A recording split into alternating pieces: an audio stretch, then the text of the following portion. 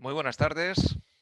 Mi nombre es Alfonso Vara y soy profesor de la Facultad de Comunicación y a lo largo de los próximos 45 minutos les voy a acompañar en esta tercera sesión del ciclo de Alumni Lidera tu carrera profesional, organizado por Alumni Career Services de la Universidad de Navarra.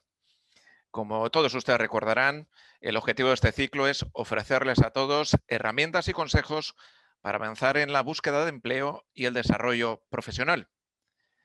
Desde que comenzamos el pasado 9 de febrero hemos contado con la participación de algunos antiguos alumnos con amplia experiencia profesional, como Ana Cortaire, experta en LinkedIn, o el profesor del IES, Carlos Amela, que nos dio las claves del networking para el avance profesional. Hoy le toca el turno a Tino Fernández Arias, antiguo alumno de la Facultad de Comunicación y que en la actualidad es redactor jefe de Expansión, el diario económico líder en España. En la actualidad desempeña la responsabilidad de dirigir las secciones de expansión y empleo, expansión startup y expansión jurídico. También es autor del libro El futuro del trabajo, publicado en el año 2019. Entre otras cuestiones, a lo largo de la tarde, de los próximos 30 minutos, Tino Fernández nos hablará sobre las tendencias de futuro del empleo y nos revelará qué profesiones serán las más demandadas y cotizadas. O mencionará la necesidad de adaptarse y reinventarse en un entorno laboral incierto. La intervención de Tino durará una media hora, unos 30 minutos, y a continuación nuestro invitado responderá a algunas de las preguntas que desde ya pueden ir enviándonos. Por adelantado, muchísimas gracias, Tino, por la gentileza de acompañarnos durante esta tarde y cuando quieras. Hola a todos, muy buenas tardes. Lo primero, muchas gracias por dejarme estar en la universidad, estar sin estar, porque no se puede estar, pero estoy muy contento de estar en la universidad una vez más. Espero que todo lo que os voy a contar al menos os sea útil. Yo no soy un experto de nada, soy periodista y lo que siempre digo cuando me llaman a los sitios es que lo mejor sería que llamaran a la gente con la que suelo hablar, que es la que de verdad sabe.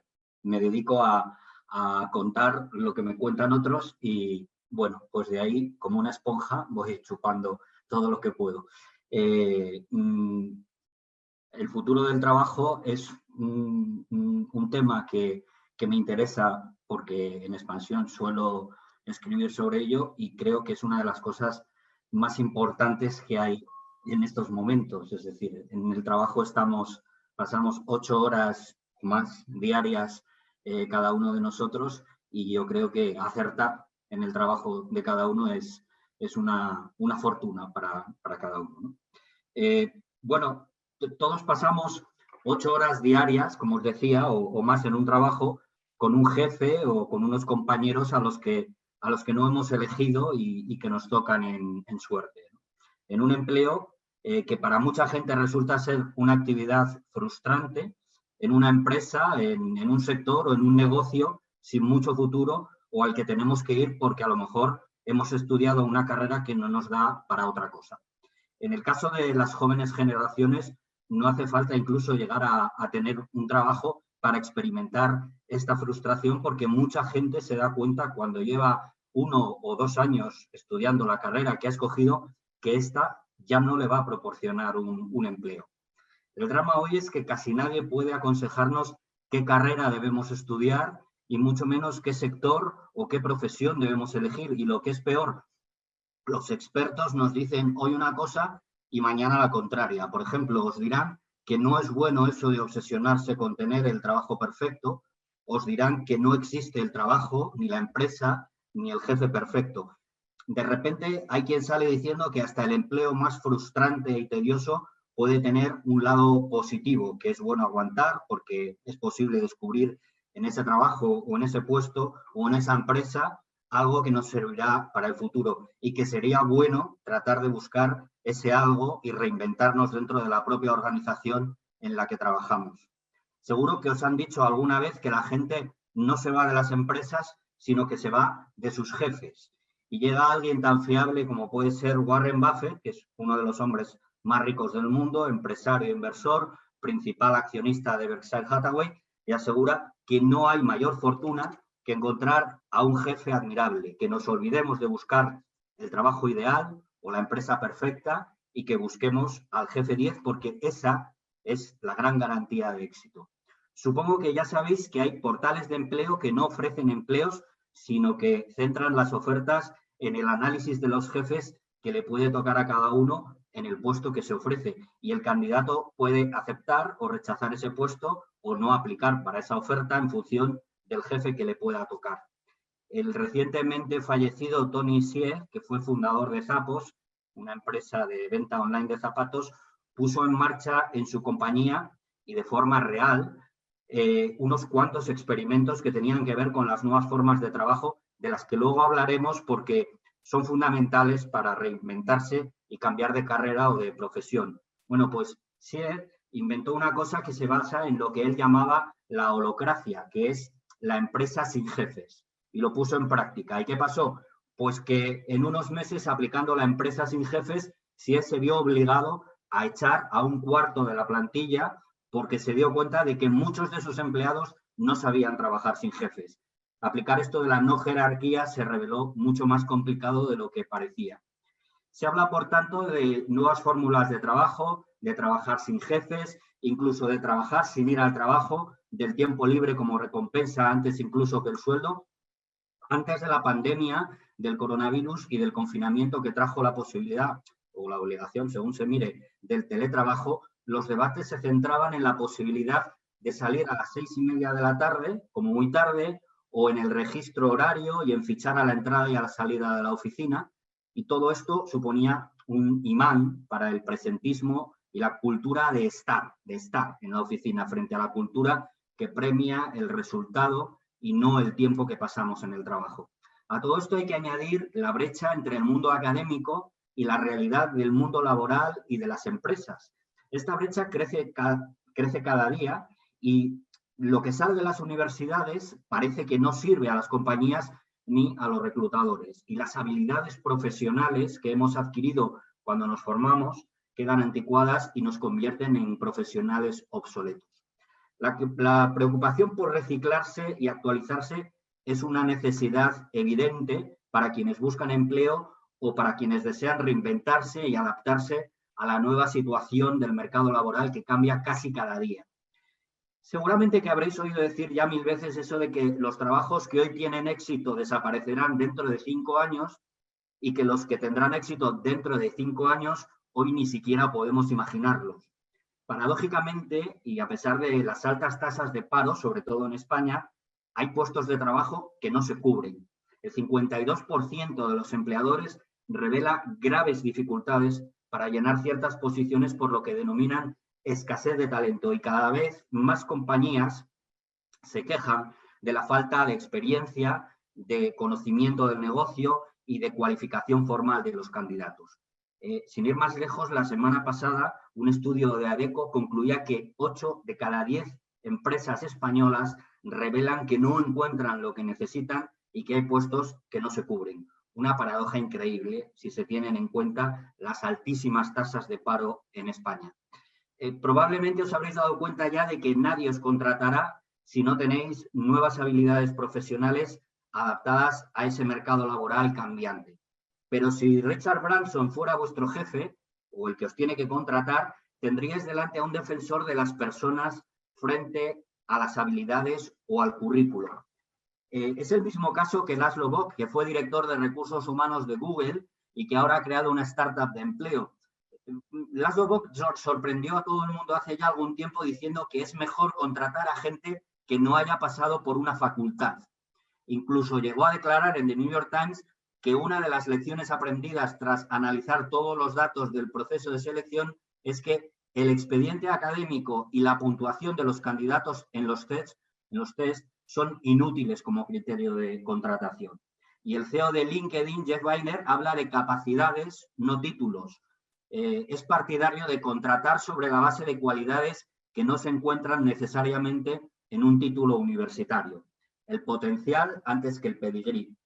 Y Elon Musk, fundador de Tesla, empezó a utilizar Twitter para reclutar profesionales que se unieran al equipo de inteligencia artificial de su compañía y decía que no se trata solo de una nueva fórmula de contratación, sino de provocar con la idea de que no hace falta un título universitario para ser contratado para un empleo con futuro y muy demandado. Por tanto, la formación ya no se refiere solo a conocimientos, sino también a una serie de habilidades muy diferentes. La carrera que escogemos, las habilidades adquiridas en nuestra formación o la brecha entre lo que enseña la universidad a la que hemos ido y lo que pide el mercado laboral, tienen gran parte de culpa en nuestro fracaso o al buscar un empleo o en que seamos profesionales obsoletos y desactualizados. Tras la pandemia nos hemos dado cuenta de que actividades tradicionales y sectores que teníamos por obsoletos ahora están entre los más demandados y nuevas profesiones para las que apenas hay formación se convierten en la base de puestos de éxito. Hablamos ahora de profesiones esenciales y quedan arrumbadas otras que antes aparecían en las listas de más demandadas y cotizadas. Quienes se atreven a dar consejos hablan de la learnability, que es la curiosidad y la capacidad de aprender nuevas habilidades para mantenerse empleable a largo plazo como una de esas capacidades profesionales más demandadas. La empleabilidad que cada uno debe generar ya no depende tanto de lo que se sabe, sino de lo que se puede aprender, porque los ciclos de aprendizaje son cada vez más cortos y esto nos obliga a pensar cómo evolucionará nuestra posición y qué se requerirá en el próximo nivel para estar preparados. La clave está en cómo nos actualizamos y en cómo nos reinventamos y qué conocimientos debemos incorporar para avanzar en nuestra carrera profesional y seguir siendo empleables.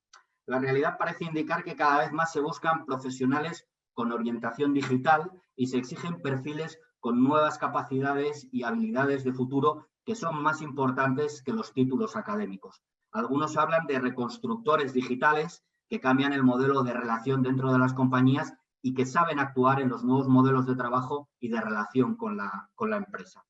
En los últimos años, cada vez más compañías han decidido tomar una serie de caminos formativos que no tienen que ver con la educación tradicional o con la que se considera tradicional. Y por eso se habla de segundas oportunidades para referirse al hecho de que cada vez más candidatos pueden tomar caminos formativos y profesionales diferentes a los tradicionales. Más tarde veremos, entre las tendencias para conseguir empleo y para acceder a profesiones de éxito y bien pagadas, que la realidad de las ofertas de puestos, que hay una realidad de ofertas de puestos que no requieren incluso haber pasado por la universidad.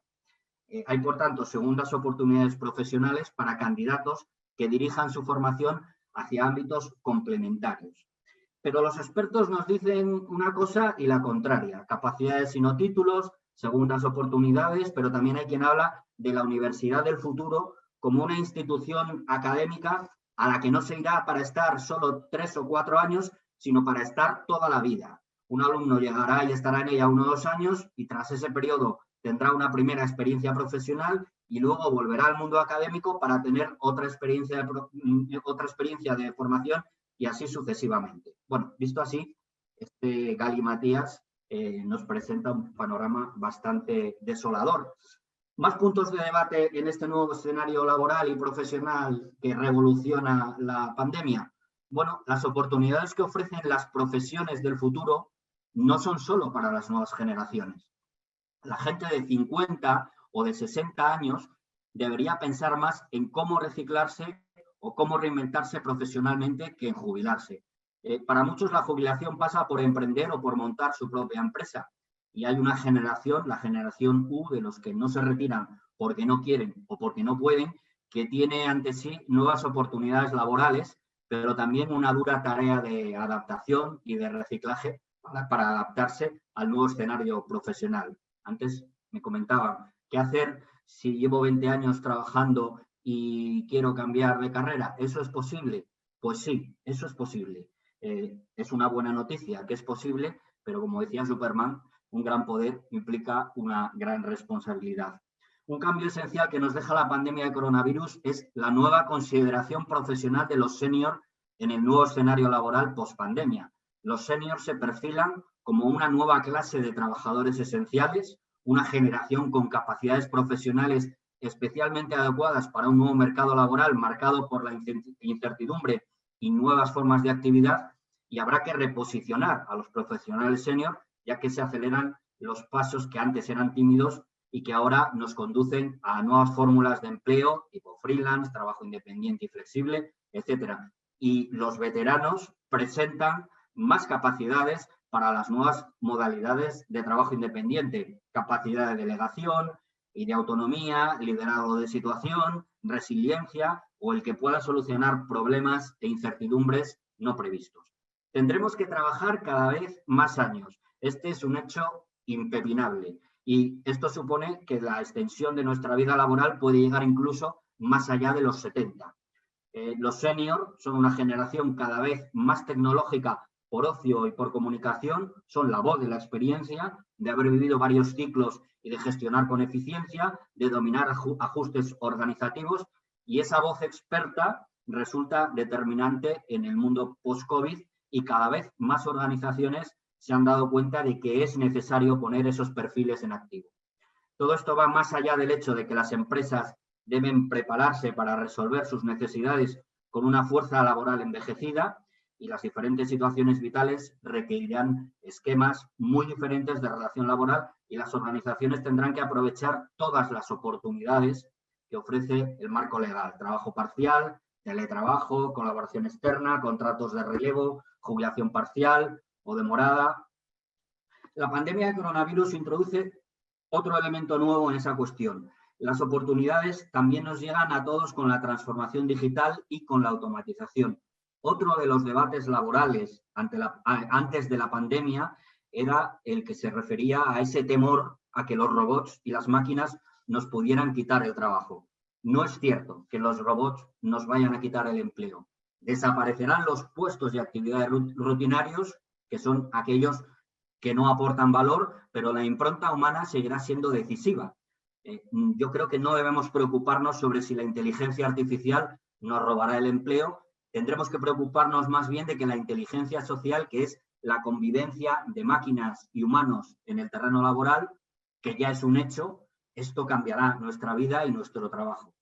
Aceptarlo y prepararnos para ello nos ayudará a aprovechar las innumerables oportunidades que se presentan en el futuro laboral de cada uno. Una vez implantado el proceso de robotización, cuando compitamos con las máquinas, la competencia será más bien entre humanos cualificados y humanos que no están cualificados. Los empleos en los que hace falta esa impronta humana están a salvo de desaparecer, pero requieren, como decíamos antes, una adaptación y la adquisición de un nuevo juego de habilidades profesionales que nos hagan más competitivos y más empleables. No podemos hablar de destrucción de empleo, sino de nuevas oportunidades laborales, siempre que sepamos adaptarnos a un nuevo escenario profesional. Muchos de los trabajos que quedarán obsoletos no desaparecerán, más bien se redefinirán. La clave es la formación continua y la recualificación, ya que no toda la demanda de empleo será de nuevas tecnologías. La inteligencia social, que implica ese trato que tengamos con un robot, será más parecido a la manera en la que interactuamos con otras personas. Cambia por completo el concepto tradicional de trabajo y la relación laboral tradicional. Implica la existencia de sistemas de recompensa y de valoración muy diferentes y la necesidad de responder a nuevos retos de gestión y organización. Y también nos enfrenta a conflictos laborales y a formas de trabajar nunca vistos hasta ahora. Esto es muy importante. El trabajo para siempre se acabó. Ya no nos jubilaremos en la misma empresa.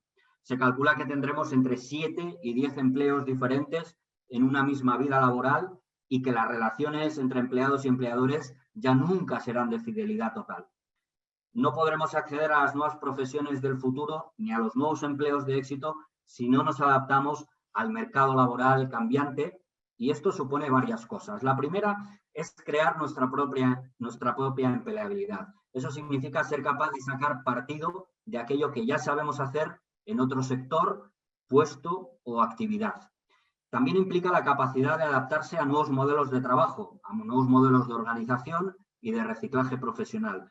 De nada sirve que busquemos actividades y empleos nuevos si no tenemos en cuenta que esos perfiles y esas profesiones nuevas tienen que reinventarse pensando en nuevos puestos bajo demanda, en la posibilidad de trabajar sin ir al trabajo, que es más que teletrabajo, en una actividad profesional en la que dependeremos de varios jefes o en la que trabajaremos incluso sin jefes, o en la que podremos disponer de un portfolio múltiple de carreras.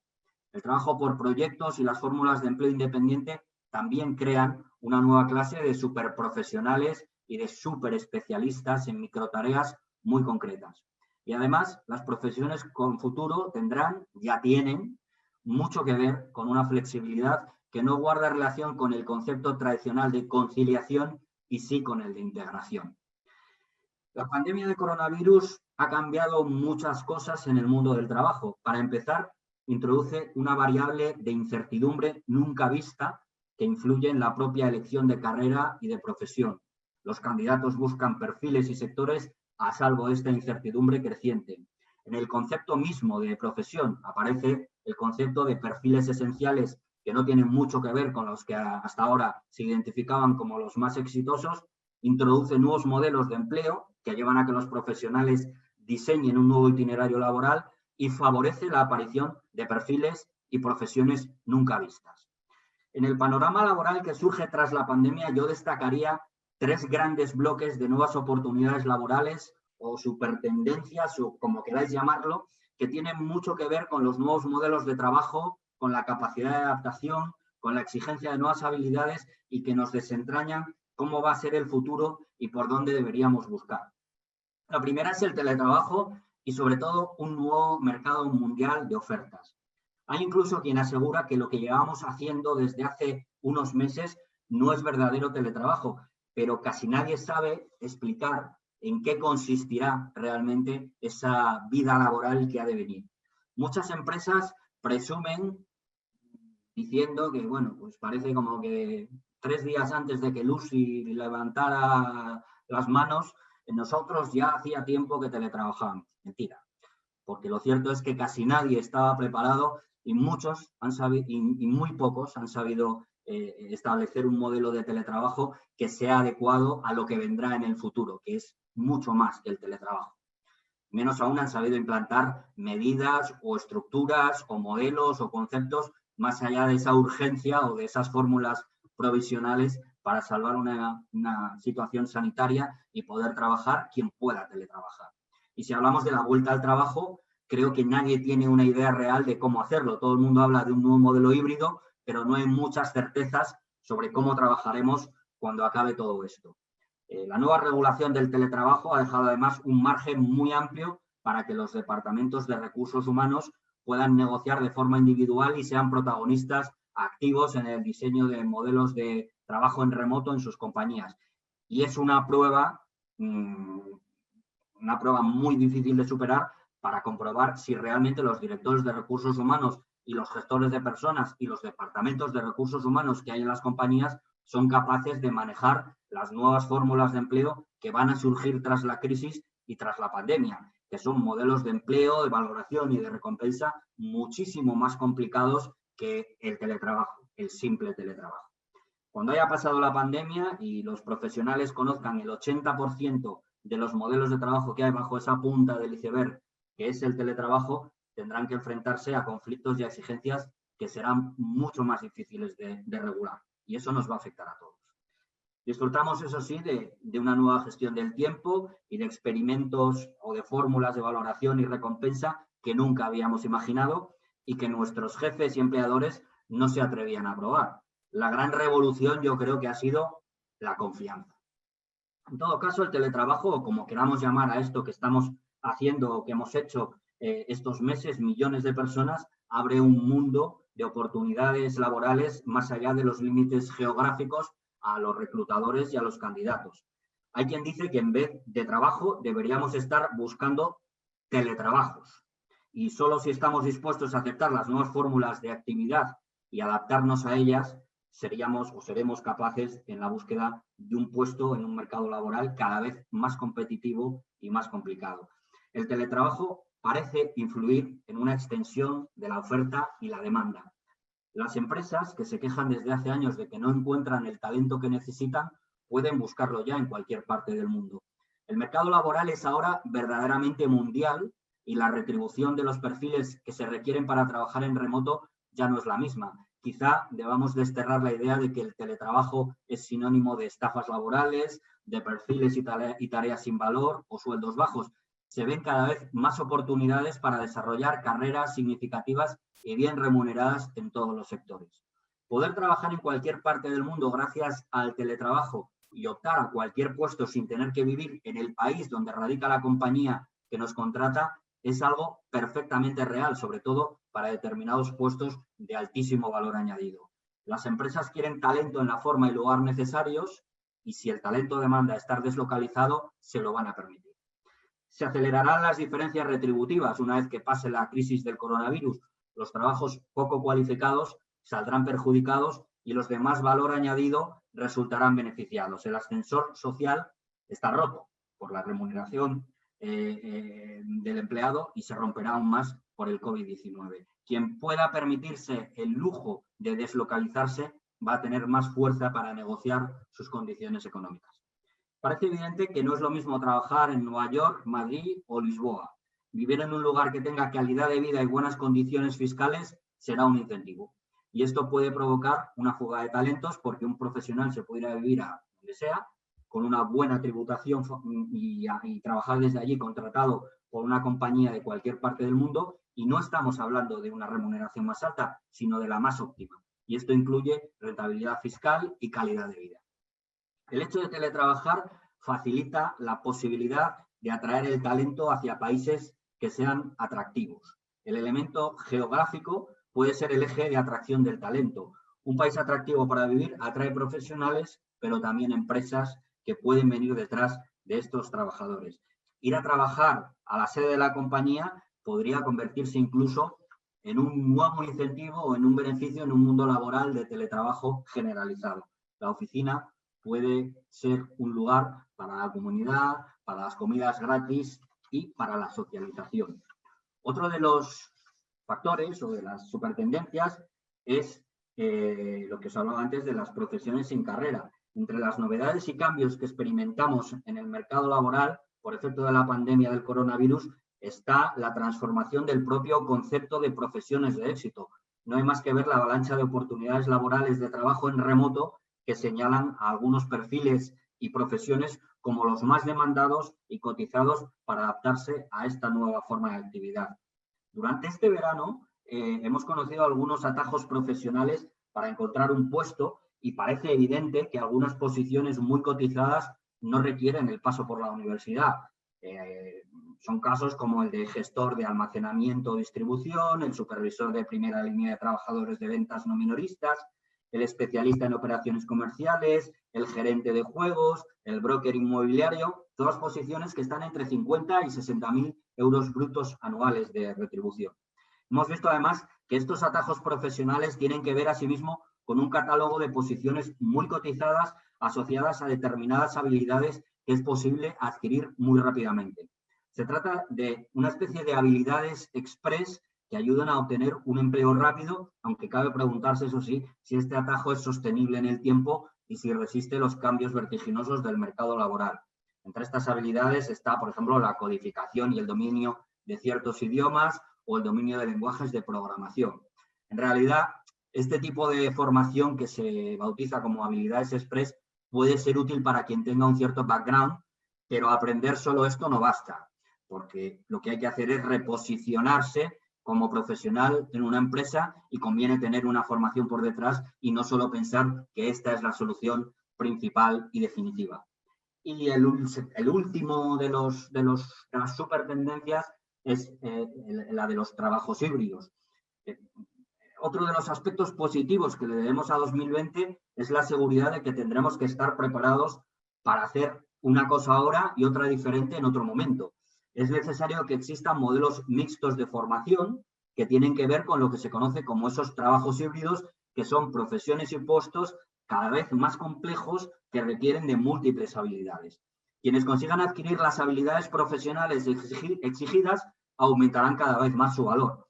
Los perfiles de complejidad alta o muy alta crecen al doble de la tasa del trabajo general y son remunerados entre un 20 y un 40% más que otros perfiles más tradicionales.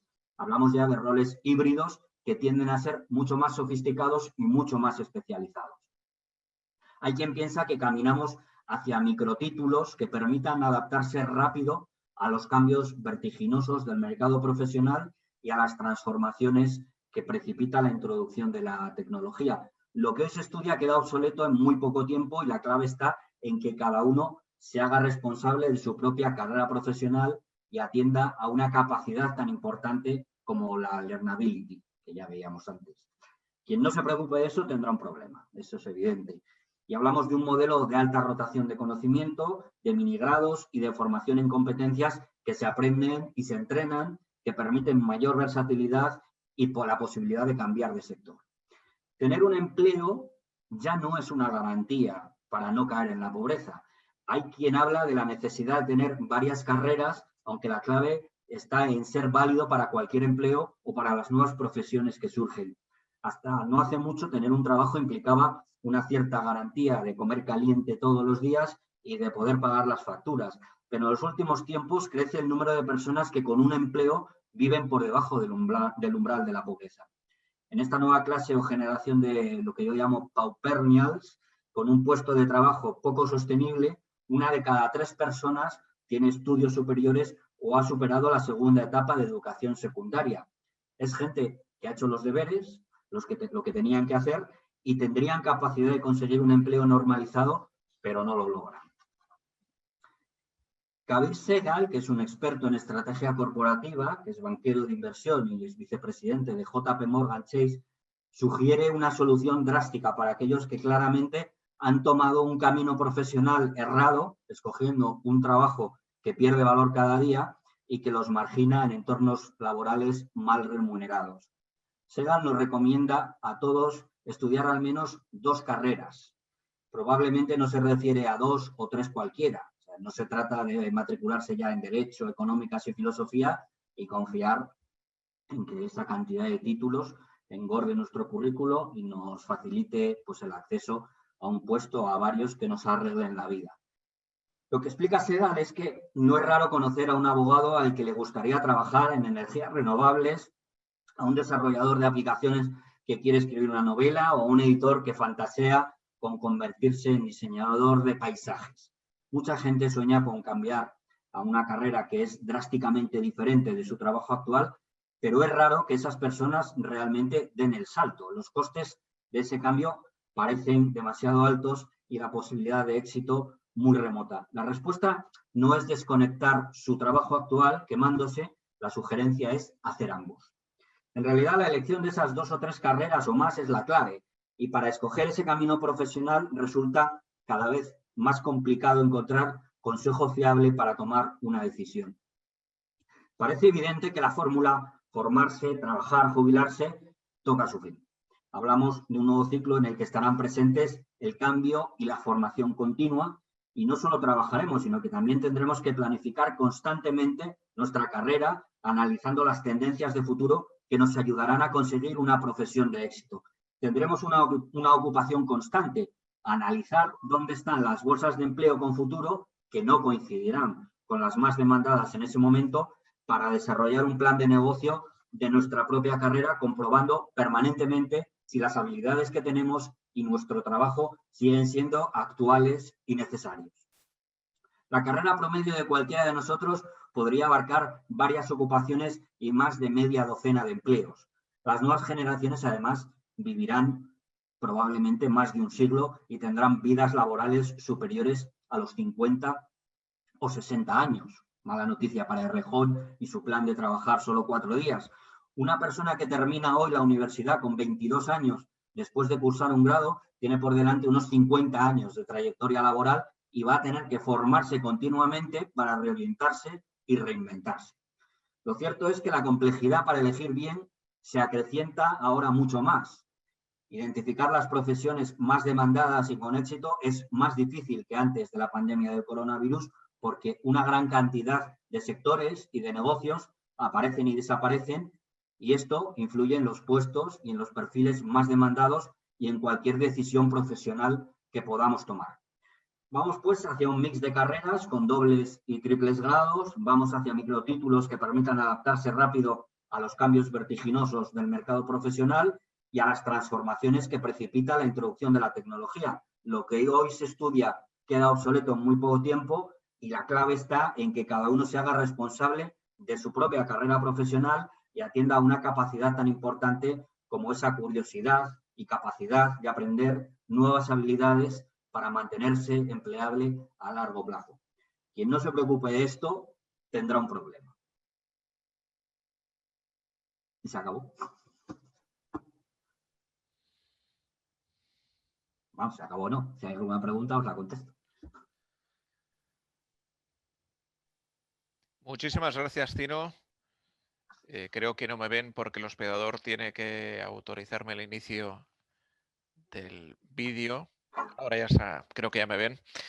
Bueno, pues muchísimas gracias. Han salido muchísimos temas relacionados con la excelencia en el liderazgo, en la dirección de personas, las nuevas formas de trabajo, la adquisición de nuevas competencias y nuevas capacidades y, por supuesto, las nuevas oportunidades derivadas del teletrabajo, de nuevas profesiones que no requieren un grado, entendido como se entiende ahora, y, por último, esa tercera oportunidad de los trabajos híbridos.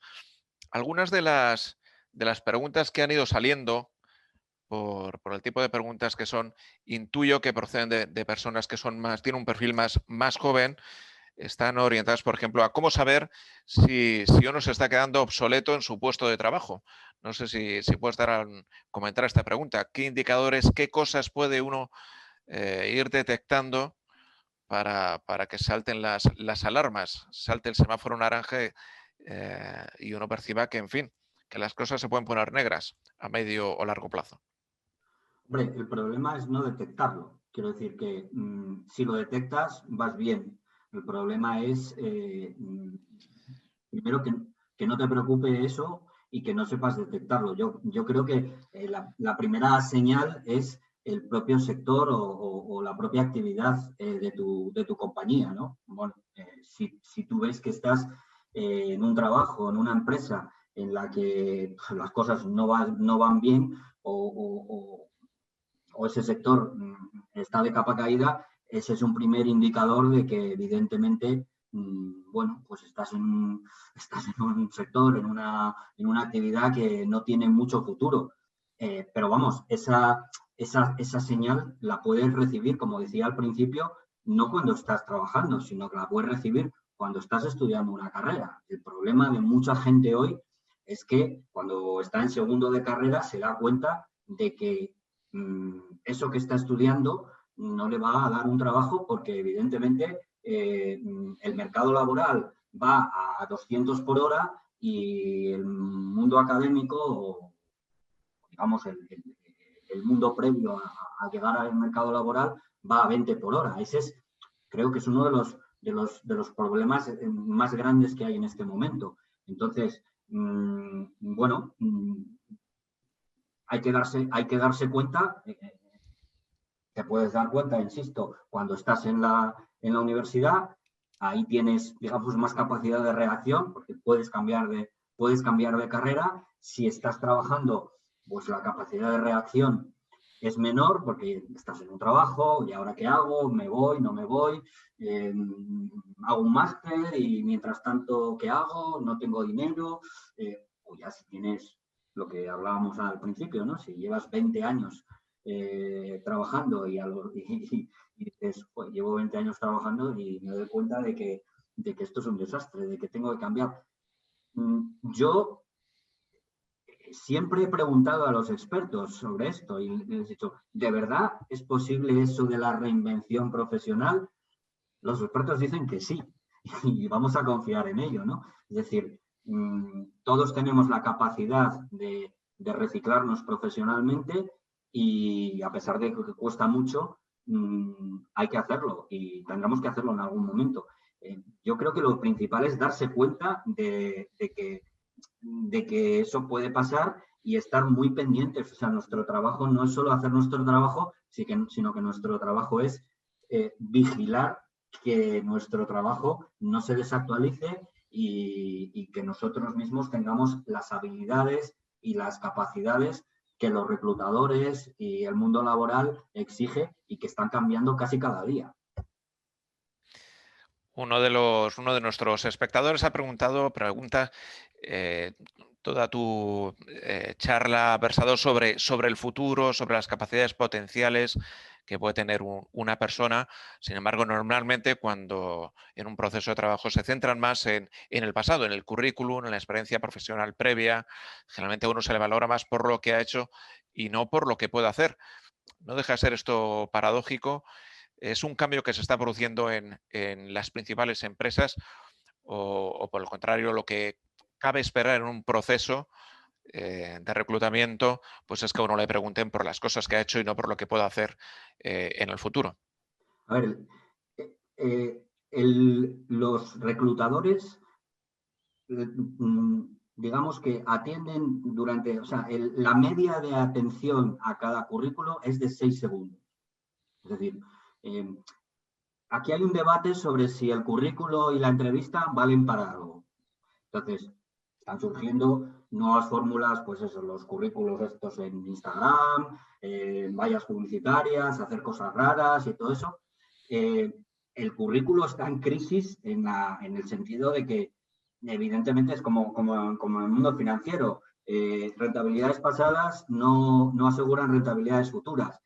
Es muy difícil que un reclutador pueda saber cómo eres y qué eres capaz de hacer leyendo tu currículum o en la entrevista de trabajo. Pero es la única fórmula que hay ahora mismo para seleccionar a una persona. Al final, siempre va a ser el currículo y la entrevista de trabajo. Pero hay otro asunto mucho más importante y es el 80% de las ofertas de trabajo no se publican. Es decir, hay, por así decirlo, una especie como de grupo de personas a las que las empresas mueven de un sitio a otro y que van cambiando de trabajo. Son, digamos, lo que llaman los candidatos pasivos. Es decir, es gente que no busca empleo, que no hace ningún alarde de buscar empleo, que no acude a las ofertas, pero que está ahí, es como un rebaño excepcional de gente, y las empresas van cogiendo a este, poniendo al otro. Es muy frustrante, pero es así. Es decir, que el 80% de las ofertas no se publiquen significa que hoy por hoy el networking y los contactos son mucho más importantes que el currículo para llegar a una entrevista de trabajo. Entonces, ¿el currículo es importante? ¿El currículo te lleva a una entrevista o a un trabajo?